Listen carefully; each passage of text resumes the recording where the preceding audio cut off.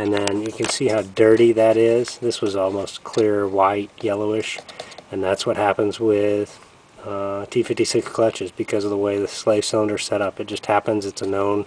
I can point you to all the threads of why it happens. It just has to be flushed. So I need to flush that, and everything else is looking pretty good. So big ticket items that I'll do in here, the AC is up to you. I have the 2 lines that connect there, and then obviously they can be modified to fit into a custom line setup to finish the rest, and the Cadillac CTSV compressor.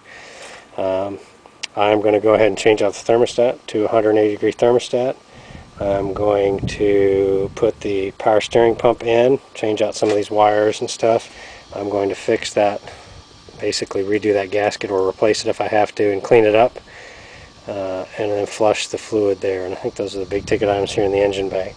This thing runs like a champ. I'll start it up here in a minute, and it's cold start. So there's no fill here, so this is your fill point. What I do when I initially fill it is I'll pull this off and fill it through there, close it, and then fill the remainder through there. One of the other things I did is the LS ones, if you remember, if you're in Camaro, they have these basically steam vents that come out of the heads on both sides. Well, after like the 98 model, like the first year or two, they switched it and capped off the rears, and they only come from the front, and that's what all the motors come now. And I thought, well, that doesn't make sense. The hot is in the back.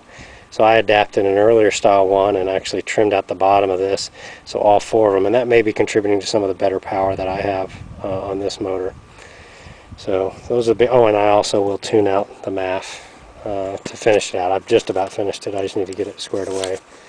So those are the big ticket items to give you kind of a big picture view here. Runs great, drives great. I've cleaned up a lot of the wiring. Engine bay's a little dirty right now. Sorry about that. So, all right. Heading around here to the rear. You had asked about the subwoofer and how much space it actually fits down in here a little bit more. So it's plenty of room because I use it back here. The only thing I'd recommend is some kind of cover over this, because you set things back there, it can get in the way. I can probably source one here locally. This is an aftermarket, thicker one, and you can see I've got this sound deadening basically everywhere in the car. This is the wire for the subwoofer. I've got a little connectors that I can pull off. This thing, even though it's not in, I've done all kinds of crazy stuff and it still doesn't move. But there's some real nice high quality things with this subwoofer. Like, he basically did this to make room for the magnet, and anyways, it's real nice. What I did with the amplifiers and the crossovers is I built this platform so that when you disconnect this, you've got all this room. If I back up here, it doesn't impede in any way. And I'll take some pictures from the front side, and there's a cover that goes right here all the way across, and it covers up. This is the speaker amplifier, that's the subwoofer amplifier, and these are the crossovers for the front speakers. Just clean wiring. Alright, here is the roll bar. You can see a lot of little stuff. Very difficult to make those work and make them fit in there. But when I say this thing fits in there, I mean it fits in tight. So you can remove this crossbar. There is a, I forget what size it is, 11mm or something like that, and it requires a thin wall socket going up. And you can remove that, and you can remove this crossbar you had talked about. It goes up, and you can see the mounts up there. This is the harness bar where it mounts. 2 bolts for each side. I've just got them in there ready to go, and they actually set up with the stock seat very well.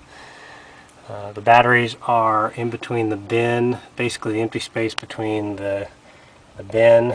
I got a little leaf in there, and the front part of the plastic. They're hidden completely out of the way, and there's a battery cutoff that I actually have to move right now. I don't have the speaker covers in there because I've been running some wires and things like that. So I'll get on the inside next. Okay, so this is just a bigger shot to show you how much room you actually have with the subwoofer in there. Lots of room, really. And then there is a spare tire in here that I don't really recommend using. It wouldn't work with the front brakes, so I have actually a kit, basically like the BMWs do. These are new, or this is a new piece of plastic. My dog ate it, and the sides are all cleaned up. This is the only piece that's in really bad shape and a little broken. pretty straightforward to get that from somebody. Alright, now the inside, the meat of what you're looking for. Open it up here, get some airflow. Whew, it's got hot sitting out here. Alright, you saw some of this, but this should be a better quality. Like I said, this actually is a little too small. You can see the turn signals right here, and when you sit up where I sit, it basically blocks it, so I forget they're on. The 94 finish, you can see a little bit better what it looks like. It's basically a textured finish, much higher quality than the finish on the 93s. I showed you some of the other things. Let's see if I can get a little better picture of it. You can see the crack that starts here and runs down to about there. This is the gauge pod that you can either put a speaker in or put a speaker cover in, which I have, or the gauges. I've got the mirror up here. I don't know if it's going to show it. Well, you can see my camera. It's basically a GM style, which has the, let's back up a little bit. I don't know if it's going to show it or not. Anyways, it's got the temperature and the direction, and then a home link setup, and then right here there's the home link buttons along the bottom for your garage door opener, and then there's actually for the Valentine one. I also have a custom heat shield. This is actually fit directly to this. You will get this with the car. Give me a second here, it's going to make some noise.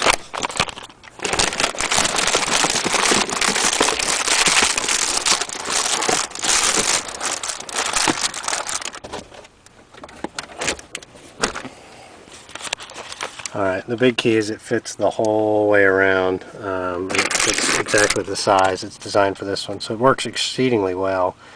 That may allow me to see this a little bit better. You can see there's the temperature and up in the upper corner. And again, I'll get the key and start this here in a second. Really nice Eclipse high-end stereo. I'm missing this out because I've been running some extra wires. There's the antenna that a new wire that I ran. I'm going to tuck underneath, and a couple of these others, and I'll put this back in. For example, I've got basically a knob to increase the bass or decrease it as you see fit, and that will go in that little thing inside, hidden behind it. So just working on little stuff like that. So that'll be completely, this was probably a $600 unit when it was brand new.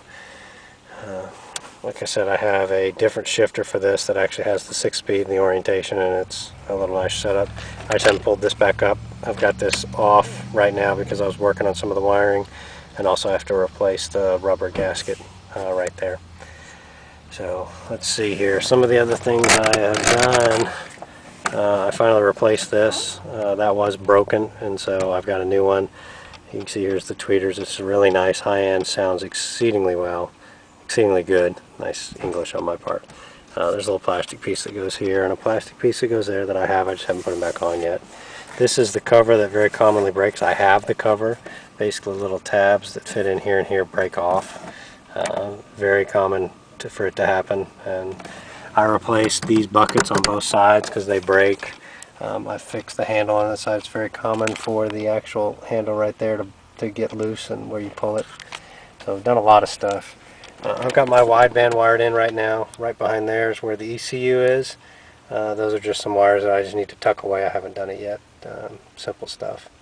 An advantage of the 94 is you've got the center release here versus on the side for the 93s. So this tends to not sag. The 93s tend to sag down a little bit. You had mentioned you would probably prefer leather. It's very easy to get somebody to swap these out because these are the more desirable base model seats. They're very durable. This is about the level that is normal, the cushion, and I took a lot of cushion out of this driver's side one.